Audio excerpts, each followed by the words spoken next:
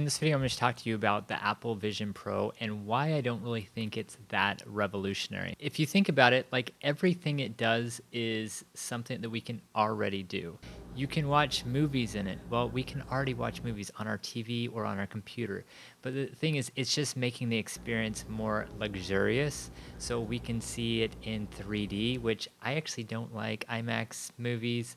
I don't like wearing the 3D glasses. I would prefer just watching a movie at the movie theater or in my home. Just that's my personal preference, but I know it is going to probably be a cool feature when it comes out. And I'm excited to see it, but it's kind of a luxury to be able to view a movie a little bit differently. And you might be saying, well, it's not about just the movies; it's about everything else it does. And it's kind of cool that it has different apps on it, and you can see these in different windows. But we can already do that with a computer, right? We can see different windows within a computer. It's not in as large of a space, but it's there. And on a computer, it's probably going to be a whole lot easier to access things, to scroll, to use more precision with a mouse or a keyboard. And that's something that's lacking about this device. I know you can use a mouse and a keyboard with it, but I think it's going to be a little bit more intuitive just using a computer. Now, it is cool that you can use it as like a separate monitor if you're using a MacBook or something, which I think is really cool for people that may be working at an office space and they have their laptop, but they don't have a large monitor. And if you can realistically use this as a monitor, I think that could be really cool. But I just have a feeling it's not going to be as immersive and as easy to use as just having an external monitor would be. You can also use FaceTime on it, which we can already use FaceTime. Any Apple device allows us to use FaceTime. We can do Zoom calls. But I know it's more of like a luxurious type of FaceTime call, right? So the person we FaceTime with is going to be more three-dimensional, and we'll be able to see more of the environment maybe, or maybe we can, look at other things at the same time. I don't see this as it's not revolutionary, right? It's not replacing anything that we already have. It's not replacing our TVs or our computers or our iPhones. When the iPhone came out, it pretty much replaced the computer. There are so many people today that are completely reliant on their iPhone and they don't use a computer. An iPhone is kind of like a necessity these days. If you want to make changes to your bank account, when you're millions of miles away from your home, you can do that with just a small device that sits in your pocket. This is not anything that's really changing any of that. It's just a device that's making everything that you do with an iPhone or an iPad or a computer, you're just making that experience a little bit different and a little bit more luxurious. Now, there is a feature that I think is really cool and could be a little bit revolutionary with this device, but I'll talk about that in just a minute. The iPhone replaced the computer because it put the computer in your pocket and it connected it to the internet from wherever you wanted to be. The iPad didn't replace the iPhone. It was just a bigger iPhone that you could take around with you. And then the Apple Watch it didn't replace a watch. It's just another watch that connects with your iPhone because really the revolutionary device that came most recently is just the iPhone or the smartphone. Everything that's come out recently, like the iPad the Apple Watch, is just kind of like an accessory to the iPhone. And I kind of feel this way about the Apple Vision Pro.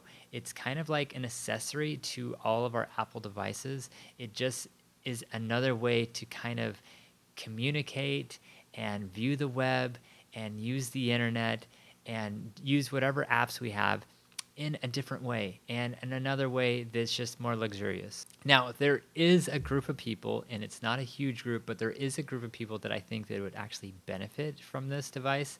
And that's probably going to be people that have money, and they're going to be people that are sick. They are bedbound. This could be like an elderly patient that is just in bed all day and they are staring at a hospital wall. And a lot of times when you're in a hospital, the TV programs aren't very good. Everything that you do, you're kind of like in a prison, right? So this would be great for prisoners, which I'm sure no prisoner is going to get this.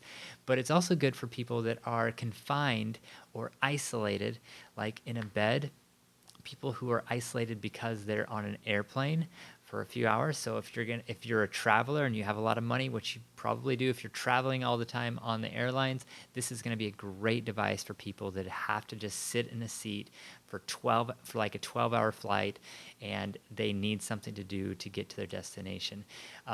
This is perfect for them. But other than that, it's most people aren't going to need it at all.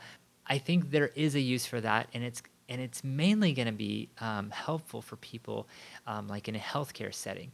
So if you are a doctor and you want to have a virtual experience with your patient, this could be really helpful for them.